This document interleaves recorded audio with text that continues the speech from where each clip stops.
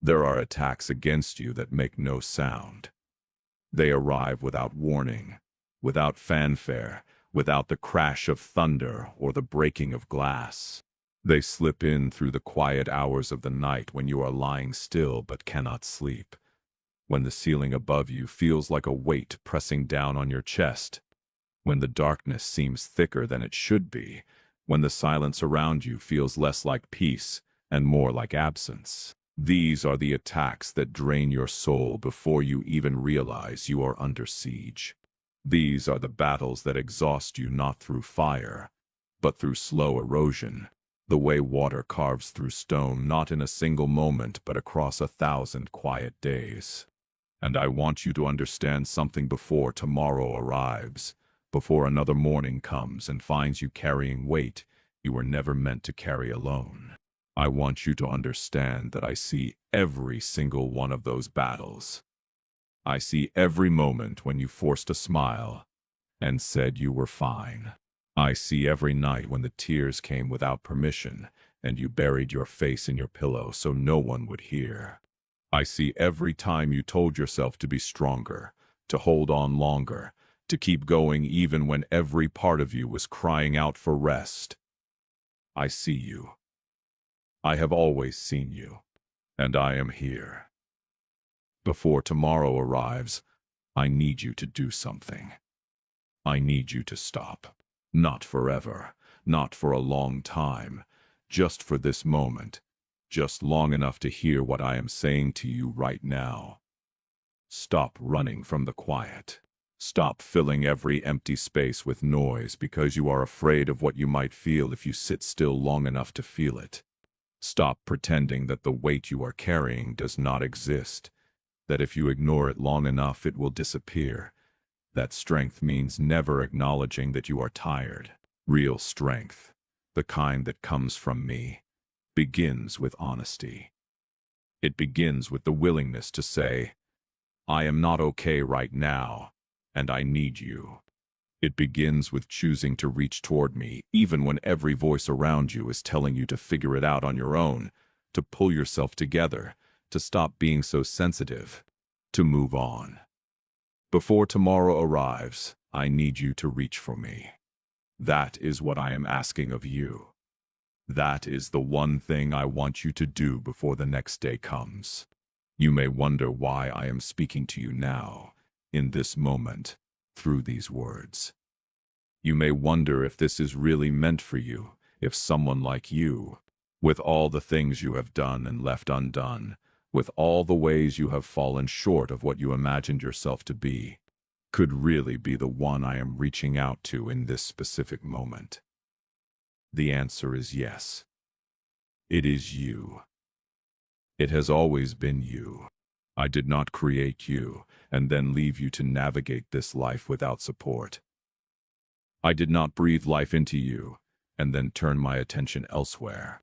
Every moment of your existence, from your very first breath to this exact second in which you are reading or hearing these words, I have been present. I have been watching over you with a love so complete, so total, so without condition, that your human mind struggles to hold it fully. But I want you to try. I want you to open yourself, even just slightly, even just enough to let a little of that love reach the places inside you that have gone cold and dark.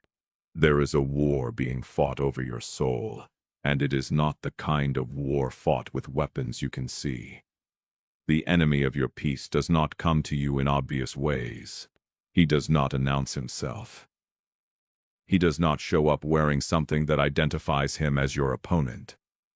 He comes instead in the form of your own thoughts, in the relentless internal voice that tells you that you are not enough, that you have made too many mistakes, that no one truly understands you, that the future holds nothing worth hoping for, that God, if he exists at all, has better things to do than concern himself with the particular smallness of your struggle. He comes in the form of exhaustion that has no clear cause, in the heaviness that settles over you and will not lift, in the way joy seems to have slowly leaked out of things that once made you feel alive. He comes in the disconnection, the feeling of watching your own life from a slight distance, of going through the motions without feeling present inside them. These are not simply the natural consequences of a hard life. These are strategic attacks designed to separate you from the source of everything you need, to cut you off from me, to make you feel so alone and so depleted that you stop believing help is available. But here is what the enemy of your peace does not want you to know. Here is the truth that changes everything if you will let it sink in past the surface of your understanding and take root in the deeper places of who you are. He has already lost. The battle over your life was won before it began. The outcome was secured not through the power of anything you did or failed to do, but through love so fierce and so determined that it held nothing back. And because that battle has already been decided in your favor, every attack you face now is not evidence of your defeat. It is a last desperate attempt to make you believe something that is no longer true. You are not losing. You are already on the winning side. The weariness you feel is not the weariness of someone who is failing.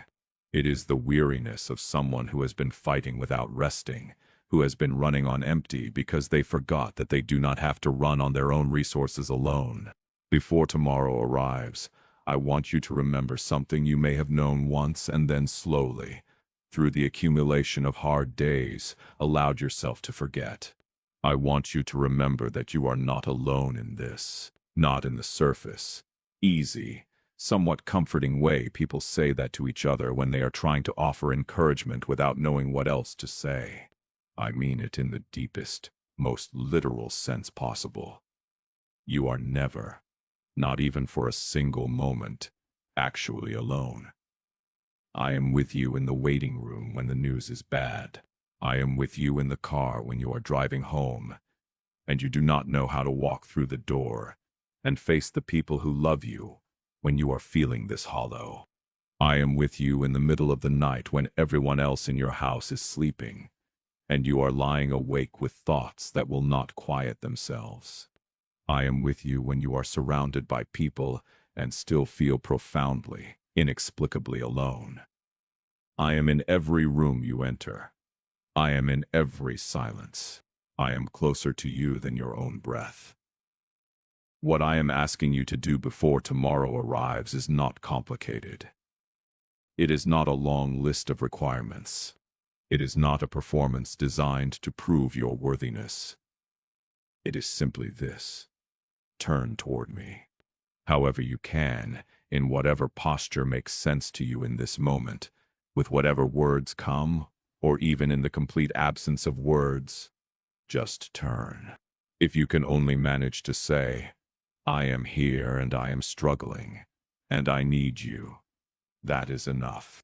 If you can only manage to sit still for a few minutes and acknowledge that there is something greater than yourself that loves you, that is enough. If you can only bring yourself to read these words and allow the possibility that they are meant specifically for you to exist in your mind without immediately dismissing it, that is enough. You do not have to have it all figured out. You do not have to come to me with a clean record and a clear conscience and a heart that has never doubted. Come as you are. Come with the questions. Come with the anger if you have it, the grief, the confusion, the emptiness. Come with the mistakes still visible on you. Come with the walls you have built. Come with the distance you have created. I will not turn you away. I never have, and I never will. You have been tired for longer than you want to admit. I know that. I know the specific shape of your tiredness, the particular way it sits in your body, the exact tone it takes when it speaks inside your head. I know that there are days when getting up feels like an enormous act of courage, and I want you to understand that I see that courage. I want you to understand that I am not disappointed in you for struggling. I am not somewhere far away shaking my head at the weakness you are convinced you are showing. What I see when I look at you is not weakness. What I see is a person who has been carrying more than they were built to carry alone, who has been trying so hard for so long, Who has shown up day after day, even on the days when showing up felt impossible. What I see is someone I love without limit and without condition. Someone whose tiredness makes sense. Someone who deserves rest and renewal, and the specific kind of restoration that only I can offer. Before tomorrow arrives, I want you to lay down the weight of your self-judgment. This is something I am asking you directly and with great intention. The way you speak to yourself, the relentlessness of your own inner critic, the standard you hold yourself to that you would never in 1,000 years hold another person to. The way you replay your mistakes and catalog your shortcomings and build cases against yourself that a fair-minded judge would throw out immediately. All of this is causing you harm that you may not fully see because it has become so familiar. You have made peace with the war inside your own mind. You have grown accustomed to being your own worst enemy. And this is one of the most effective tools the enemy of your peace uses against you, because it requires no outside attack when you are willing to do so much of the damage yourself. I am not saying your mistakes do not matter. I am not saying you have nothing to work on or grow through. I am saying that the voice that condemns you without mercy and without relief is not mine. My voice says you are loved. My voice says you are forgiven. My voice says that who you are right now, in this moment, incomplete and imperfect, and still so very much in progress, is someone I treasure beyond what language can adequately express. The attacks against your peace that make no sound are real. I do not want to minimize them or dismiss them, or offer you easy comfort that slides off the surface of what you are actually experiencing. The weight you have been carrying is real. The exhaustion is real. The moments of despair, the times when hope seemed like something other people were entitled to but not you, the nights when the future seemed not just uncertain but genuinely dark, all of that was real, and I was with you through every moment of it. But I also want you to understand that real does not mean permanent. Real does not mean final. Real does not mean that the story ends here, in this heavy place, with this feeling of depletion. The most important things I have ever done were done precisely in the moments when the situation was most real, most desperate, most seemingly impossible. I have never been deterred by the reality of a situation. I have only ever been interested in transforming it, and I want to transform yours, not in the distant future, not when you have first become worthy of transformation, not after you have done enough right things to earn what I am offering. I want to begin now. I want to begin in this moment, with you exactly as you are, in whatever condition you find yourself as these words reach you. There is no waiting period. There is no prerequisite. There is only the willingness to open the door, even just slightly, even just enough to let light begin to come in through the crack. I know what you are afraid of. I know the fears you carry that you have never spoken aloud to another person because you are not entirely sure you would be understood, because part of you is not entirely sure the fears are reasonable, because another part of you is terrified that if you say them out loud, they will somehow become more real than they already are. I know the fear that things will not get better, that this is simply what your life is, and there is nothing to be done about it. I know the fear that you are fundamentally broken in some way that cannot be fixed, that the damage runs too deep, that you have moved too far from where you once were to find your way back. I know the fear that you have disappointed me too many times, and that even if my love is real, you have exhausted it somehow, used up whatever goodwill I had for you through the accumulated weight of your failures and your doubts and your distance. I want to address each of these fears directly, not with platitudes, not with easy reassurances, but with the truth.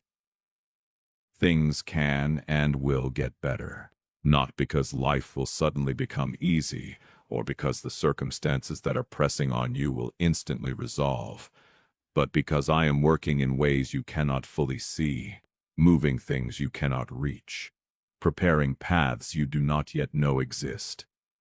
My perspective is not limited to what you can observe from where you are standing. I see the whole picture. I see what is coming around the corner that you cannot see from here. And I am telling you that there is more ahead of you than what you are experiencing right now. There is more joy. There is more meaning. There is more love. There is more beauty. There are connections you have not yet made, moments you have not yet lived, purposes you have not yet fulfilled, depths of your own self you have not yet discovered. The story is not over. It is not even close to over. You are not fundamentally broken. You are human, which means you are complex and imperfect and capable of both great beauty and great failure, and all of that is part of the design. You were not created to be perfect. You were created to be in relationship with me, and relationship requires the kind of authenticity that only imperfection makes possible. If you were perfect, you would not need me. You would not reach out.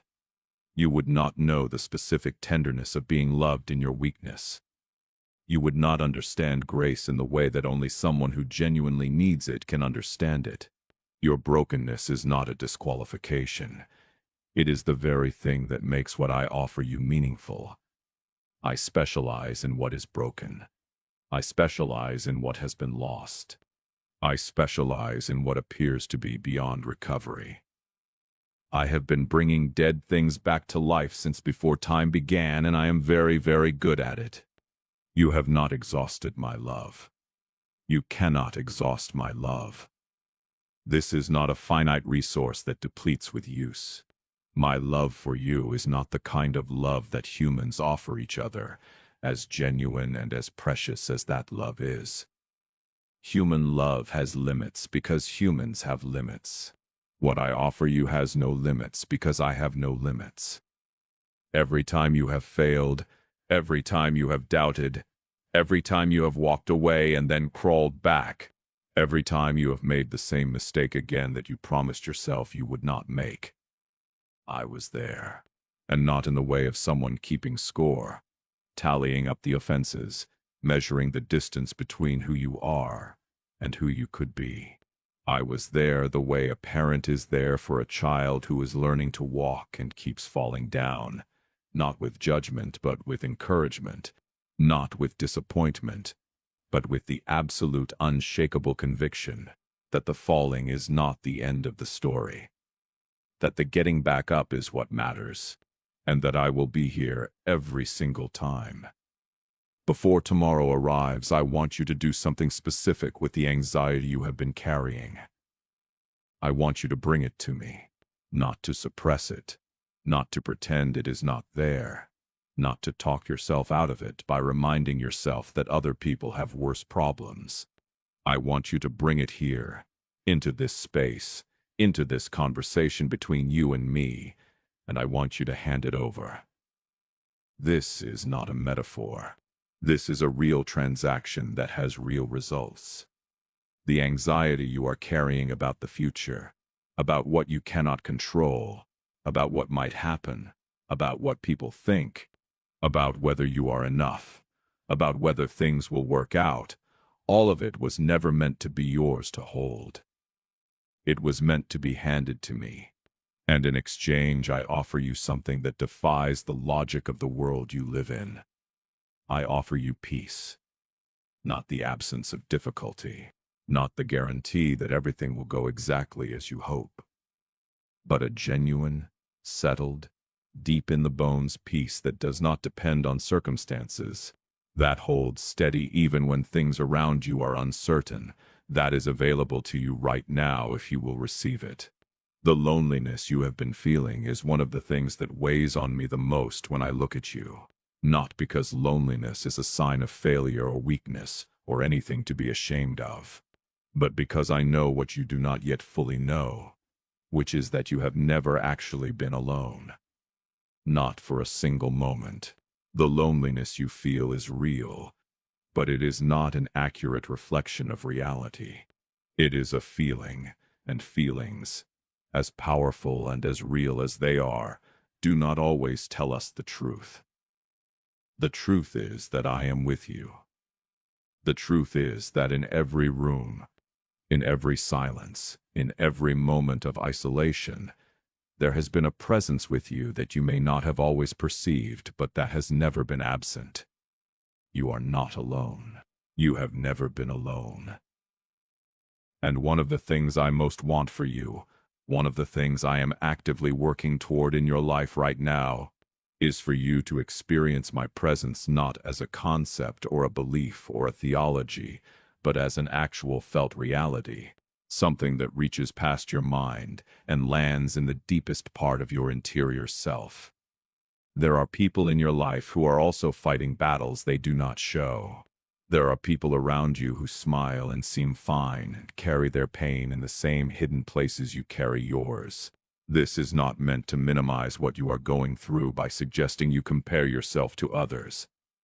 It is meant to remind you that this experience of hidden struggle, of fighting something invisible, of being exhausted by warfare that cannot be explained to someone who has not felt it, is part of what connects you to every other human being who has ever lived. You are not an exception. You are not uniquely broken or uniquely cursed or uniquely far from hope. You are human, and to be human is to know this kind of struggle, and to be in relationship with me is to have access to something that can meet you inside that struggle and carry you through it. I want to talk about the specific feeling of spiritual exhaustion, because I think it is the thing most people struggle to put into words, and therefore most people suffer through without adequate support.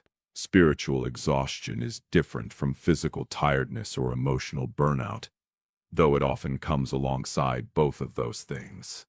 It is the exhaustion that comes when you have been trying to maintain your faith in the face of unanswered prayers, when you have been hoping for something for so long that the hoping itself has become painful, when you have been told that things happen for a reason but you cannot see any reason that would justify what you have been through, when the distance between what you believe and what you experience has grown so wide that you are not entirely sure anymore what you believe. If that describes you, even partially, I want you to hear me very clearly. That exhaustion is not evidence that I have abandoned you. That exhaustion is not evidence that your faith was misplaced. That exhaustion is evidence that you have been carrying something too heavy for too long without enough support. And the answer is not to keep trying harder on your own. The answer is to let me into the place where the exhaustion lives. Before tomorrow arrives, I want you to rest. Not just physical rest, though that matters and you probably need more of it than you are getting. I want you to rest in the knowledge that you do not have to figure everything out tonight. You do not have to have all the answers before you can have peace. You do not have to resolve every open question, heal every wound, fix every broken thing, or understand every confusing thing that has happened to you before you are allowed to exhale. You can exhale right now. You can let your shoulders come down from around your ears. You can stop bracing for the next thing. You can allow this moment to simply be a moment in which you are cared for, held, seen, and loved, without needing to earn that or explain it or justify it or make yourself worthy of it. Just receive it. Just let it be true for you right now, in this moment, that you are loved by something that has no limits and requires nothing from you but your willingness to be loved. I know that for some of you, the hardest part of what I am saying is the receiving. You were raised to be self-sufficient. You were taught, directly or indirectly, that needing help was a weakness, that depending on something outside yourself was a failure of strength, that the people who could not handle things on their own were somehow lesser.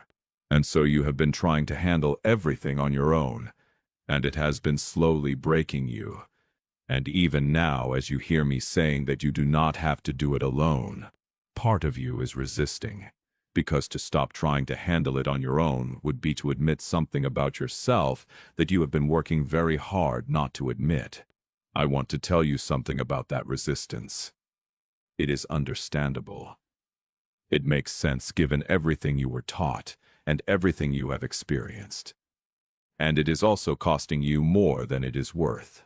The independence you have been protecting is not saving you. It is isolating you from the very help that would actually give you what the independence promised, but could never fully deliver. There is a different kind of strength available to you.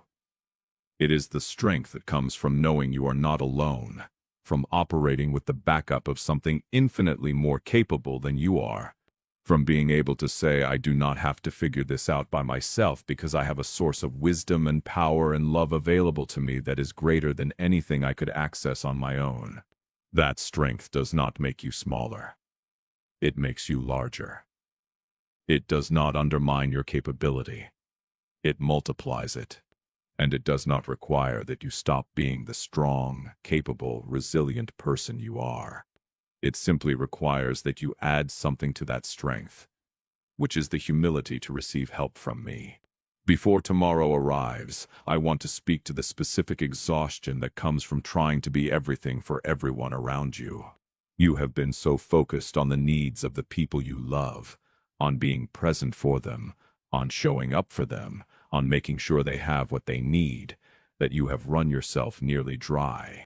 And you have done this because you love them, and because you are the kind of person who shows up. But you have also done this at least in part because staying focused on other people's needs is sometimes easier than sitting with your own. Because other people's needs are concrete and actionable and give you a sense of purpose and distraction, while your own needs are messier, less defined, harder to address, and require a kind of vulnerability that does not come naturally to you.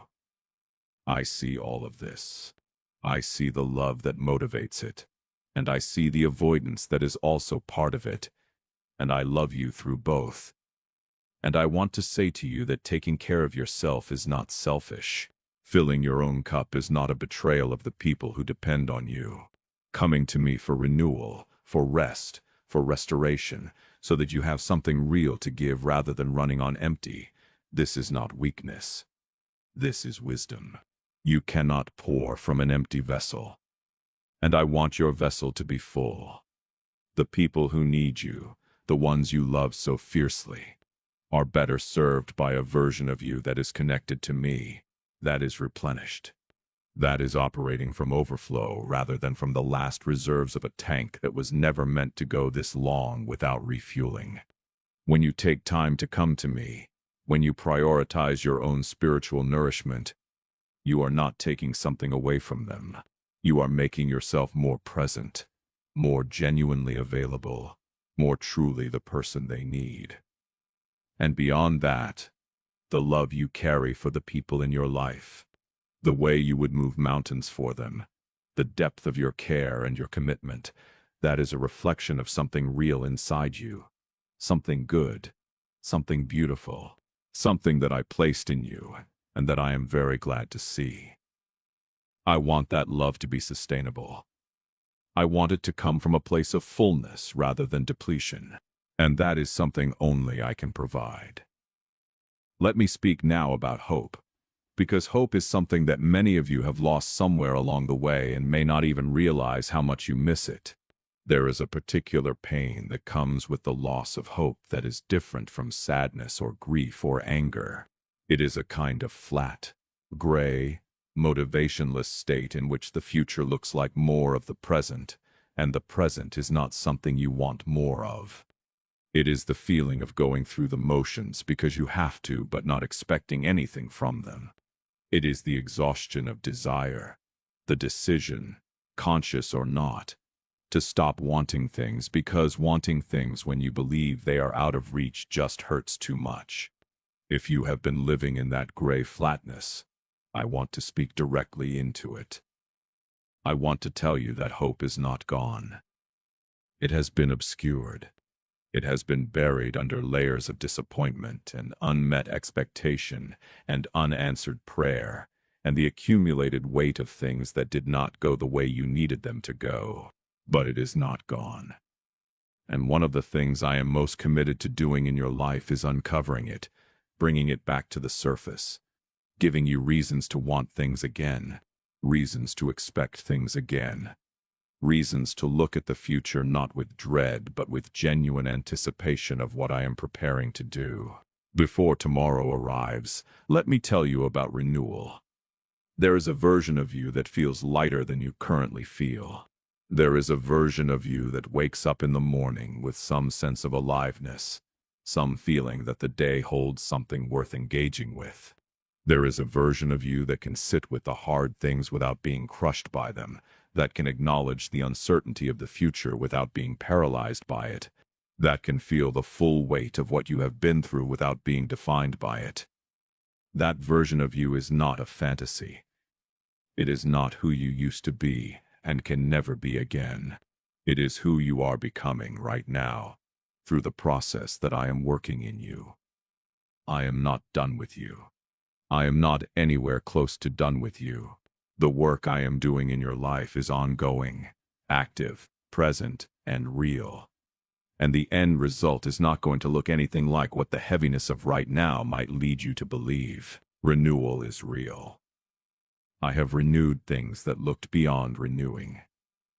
I have brought back things that appeared to be permanently lost. I have restored people to wholeness who had resigned themselves to being broken forever. I have given new beginnings to people who were certain they had used up all their chances. This is not outside my capability. This is not too far gone for me. There is no too far gone for me.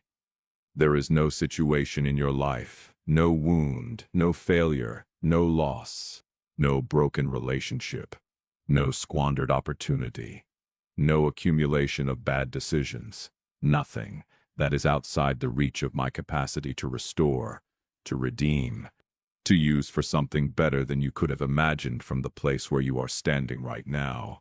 And I want you to understand something about the timing of this message, about the fact that these words are reaching you in this particular moment of your life. I do not believe in coincidence. I do not scatter words randomly and hope they land somewhere useful.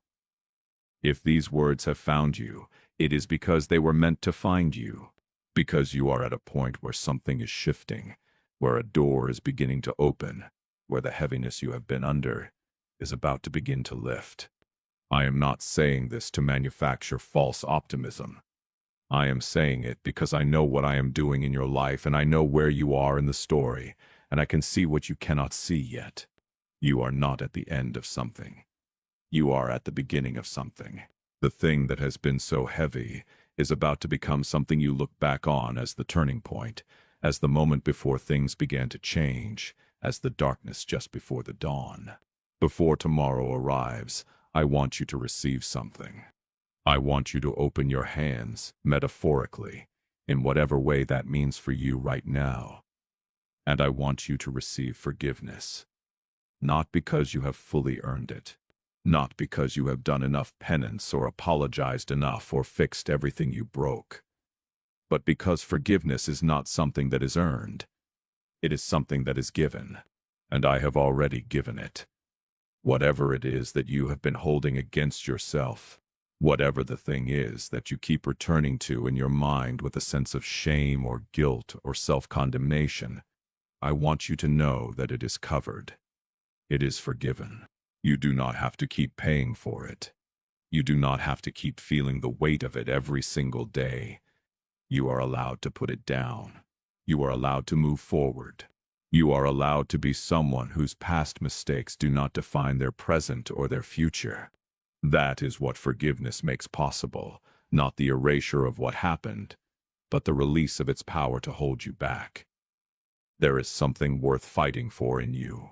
There is something worth protecting. There is a light inside you that the attacks of the enemy have been trying to put out, and it is still burning.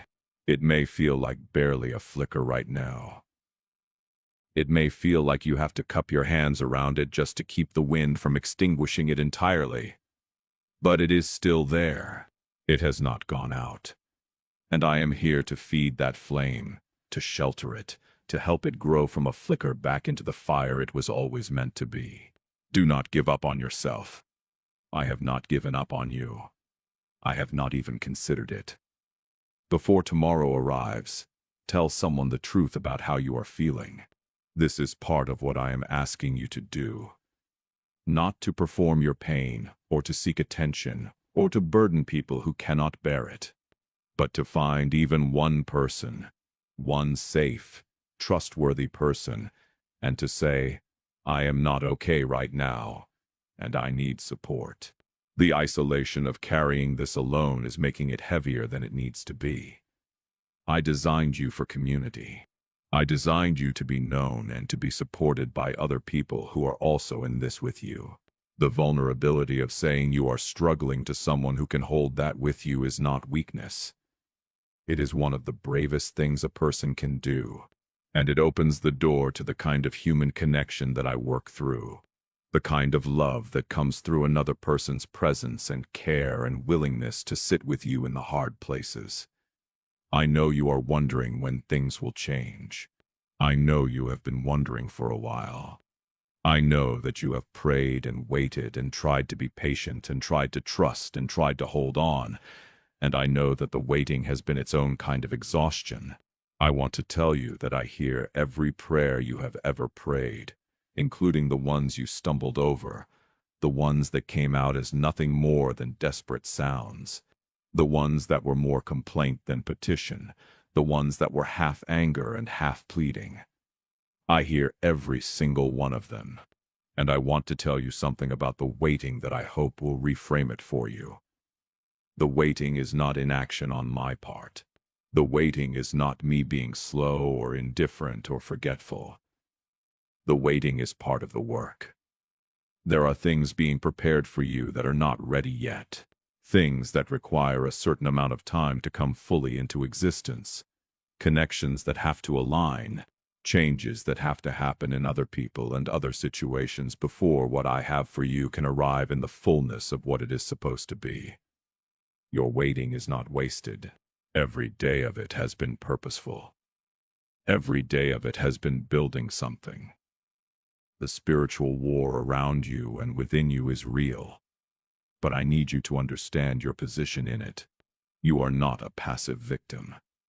You are not a bystander hoping for the best while forces beyond your control determine your fate. You are someone who has been given authority. Someone who has access to power that can change the atmosphere around you. Someone whose prayers matter and have weight and accomplish things in the unseen realm that you will not always see immediately, but that are real and effective and significant. You have more influence over what happens in your life than the enemy of your peace wants you to believe. Every time you choose to come to me, every time you choose to speak truth instead of agreement with the lies that try to settle in your mind, every time you choose to worship when everything in you wants to despair, every time you choose to believe even when belief is hard, you are not just surviving. You are actively participating in your own breakthrough. Before tomorrow arrives, choose to believe something that is difficult to believe right now. Choose to believe that you are loved. Choose to believe that you are not alone. Choose to believe that what you are going through is not permanent. Choose to believe that I am working even when you cannot see it. Choose to believe that there is more ahead of you than what you are currently experiencing. I am not asking you to pretend these things are easy to believe. I am not asking you to suppress your doubts or perform a faith you do not feel. I am asking you to make a choice, to turn your mind in the direction of these truths, even while the feelings do not yet line up with them, because the choice always comes before the feeling, and the feeling eventually follows the choice. Start with the choice. Start with the turning. Start with the small, brave decision to believe, even tentatively, even with one hand still holding the doubt, that you are going to be okay. You are going to be okay. I want to say that plainly and without embellishment. Not in a dismissive way that minimizes what you are carrying. Not in a way that pretends the difficulty is not real. but with full knowledge of everything you are facing, with full awareness of every weight you are carrying and every wound that has not yet finished healing, with complete understanding of the specific contours of your struggle and the particular ways it has worn you down. I want to tell you with complete conviction, you are going to be okay. Not because circumstances will always be easy, not because you will never struggle again, but because I am with you. And because I am with you, the outcome of this story, the real outcome, the deepest and most true outcome, is already decided. And it is good. Before tomorrow arrives, come to me. That is the one thing I am asking. Come in whatever state you are in. Come with the questions and the doubts and the fears and the wounds and the exhaustion and the anger and the hope you are afraid to fully hold and the love that is still somehow in you even after everything. Come with all of it. Come now before the day turns, before the next set of demands rises up to fill the space, before the noise of ordinary life rushes in and drowns out this quiet moment of contact. Come to me now in this space, in this stillness, and let me begin to give you what you have been trying to find everywhere else. Let me give you rest. Let me give you peace. Let me give you hope that is not fragile, a love that is not conditional, a strength that is not your own, but that is fully available to you, and a future that is worth every difficult step it took to get there. You are not too far. You are not too broken. You are not too tired. You are not too late. You are exactly where you are supposed to be. And I am exactly where I have always been, which is right here, with you, for you, working on your behalf, in love with every complicated, beautiful, struggling, resilient, precious part of who you are. Do not give up. Tomorrow is coming, and I am already there, preparing what it needs to hold. Come to me before it arrives and let me show you what tomorrow can look like when we face it together. I love you with a love that does not waver with your performance, that does not diminish with your failures, that does not retreat when you are at your worst, that does not require anything from you except your willingness to receive it. That love is available to you in its fullness right now, in this moment. Do not wait. Do not make yourself worthy first. Do not figure it all out first. Just come. Just turn. Just say yes to what I am offering you. And let tomorrow be the beginning of something new. There is something I want to revisit before we close this space between us. Something I want to make sure has truly settled in you before you step away from these words and back into the world that is waiting for you with all its noise and demand and complexity. I want to revisit the matter of your worth. Not your worth as measured by what you produce, or how well you perform, or what you have accomplished, or what the people around you think of you. I mean your worth as something inherent, something that existed before you did anything to earn it or prove it, something that cannot be lost through failure or reduced through struggle. You were made with intention. Every single part of you, the gifts that come naturally, and the areas where you have had to work hard, and the places where you still have growing to do, all of it was designed deliberately. There was nothing random about the making of you. I was present in it. I was invested in it. I chose the particular combination of strengths and weaknesses, of desires and fears, of capabilities and limitations that make you specifically you. And I chose it not because it was the best possible arrangement, and you are perfect, but because it is the arrangement that will allow you to live the specific story I created you to live, to need the specific help I want to give you, to learn the specific things I want to teach you, and to offer the world the specific things that only you can offer it. No one else can do what you are here to do. This is not motivational language. This is not the kind of thing people say to make others feel better. This is true. The particular intersection of who you are and where you have been and what you have suffered and what you have learned and what you love and what you carry, that intersection is unique. There is no duplicate. There is no one else who occupies the same position in the story that you do.